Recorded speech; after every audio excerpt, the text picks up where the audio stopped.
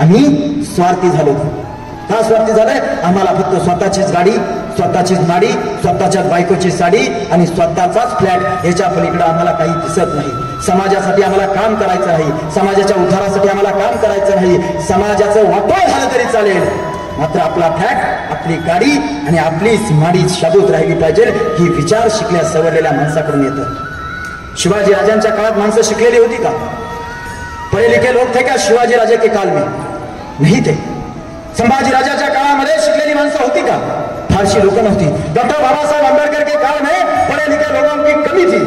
महात्मा गांधी के काल में पढ़े लिखे लोगों की कमी थी. मगर छत्रपति शिवाजी राजा ने जो मार्ग दिखाया, जो डॉक्टर बाबा साहब आंबेडकर ने जो मार्ग दिखाया, जो महात्मा गांधी जी ने जो मार्ग दिखाया, उस राह पे हजारों लोग अपनी जान कुर्बान देते थे. क्योंकि वो लोग पढ़े लिखे नहीं थे, मगर वो लोग अच्छे इंसान थे. आज शिकली सवरलेली माणसं, शिकली, ग्रॅज्युएट झाली, इंग्रजी फर बोलतात.